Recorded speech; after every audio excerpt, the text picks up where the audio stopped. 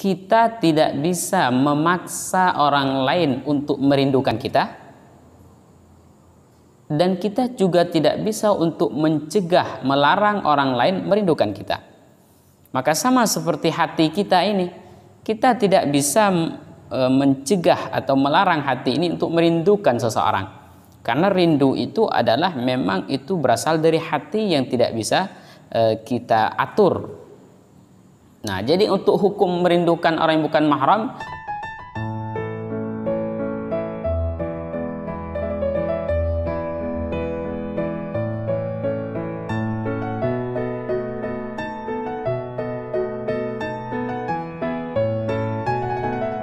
Assalamualaikum warahmatullahi wabarakatuh.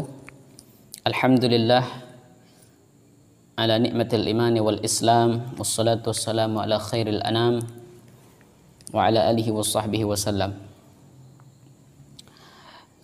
Baiklah para saudara dan sahabat semuanya, pada video kali ini kami akan mencoba menjawab daripada tanggapan dari salah satu saudari kita yang pada beberapa waktu yang lalu menyaksikan video kami yang menjelaskan tentang rindu.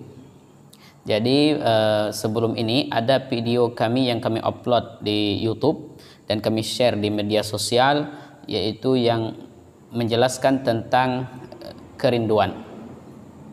Di mana dalam video tersebut saya menyampaikan bahwa kerinduan itu adalah penyakit.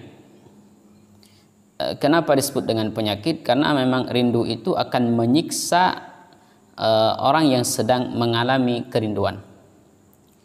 Namun di dalam video tersebut saya menyampaikan bahwa rindu itu obatnya cuma hanya satu, sehingga saya sebutkan syifaul qulub liqaul mahbub. Rindu yang hati yang sedang sakit karena kerinduan itu bisa diobati dengan satu obat, yaitu dengan cara bertemu dengan siapa yang dirindukan. Nah, ada tanggapan dari salah satu teman kita. Dia bertanya, bagaimana jika kerinduan itu tertuju kepada orang yang bukan mahram? Artinya tidak ada obat, karena obatnya bertemu, sedangkan kita bukan mahram, ya nggak boleh ketemu. Nah, lalu bagaimana solusi daripada kerinduan yang tertuju kepada orang yang bukan mahram? Baik, sebelum kita membahas solusi, maka kita membahas hukum. Apa hukumnya merindukan orang yang bukan mahram? Di dalam hal ini, maka para ulama membahas dan menjawab tentang kerinduan yang tertuju kepada orang yang bukan mahram. Rindu kepada orang yang bukan mahram, maka itu tidak bermasalah. Kenapa? Karena rindu ini adalah dia bersifat tidak bisa dipaksa dan tidak bisa dilarang. Secara konsep saja, kita tidak bisa memaksa orang lain untuk merindukan kita,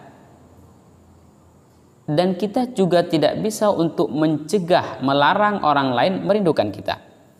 Maka sama seperti hati kita ini, kita tidak bisa mencegah atau melarang hati ini untuk merindukan seseorang. Karena rindu itu adalah memang itu berasal dari hati yang tidak bisa kita atur. Nah, jadi untuk hukum merindukan orang yang bukan mahram, kalau sekedar hanya merindukan saja, maka itu sah, tidak masalah. Yang masalah adalah ekspresi yang akan timbul daripada kerinduan itu. Nah, contoh, karena dia rindu, terus dia membayangkan, menghayalkan orang yang dia rindukan padahal orang itu bukan mahram, maka tentu saja itu haram. Tapi kalau sekedar rindu saja tidak bermasalah. Nah, yang bermasalah itu adalah efek yang timbul daripada kerinduan tersebut. Seperti dia rindu, dia bertemu, dia bersentuhan, kemudian dia berhalwat dan lain sebagainya, maka rindu itu adalah hal yang dilarang. Baik, terus bagaimana solusi dengan rindu yang melanda hati, yang mana kerinduan tersebut tertuju kepada orang yang bukan mahram, yang artinya tidak bisa kita untuk mengobati rindu tersebut dengan cara bertemu kepada dia. Solusi yang pertama adalah tidak boleh mengekspresikan rindu tersebut yang melampaui batas yang sudah ditentukan oleh Allah Ta'ala. Seperti ketika kita rindu, ya stop, hanya rindu saja. Artinya tidak boleh menghayal, tidak boleh bertemu, dan tidak boleh berhalwat dan lain sebagainya. Kemudian rindu ini ada sebab, ada akibat. Artinya ada penyebab orang rindu, ada akibat yang akan terjadi karena rindu. Nah, ketika kita merindukan orang yang bukan mahram kita, maka kita harus meninggalkan sebab kerinduan tersebut. Apa sebab kita merindukan dia? Tinggalkan. Contoh, sebab kita rindu mungkin kita lihat foto dia, atau kita dengar suara dia, atau kita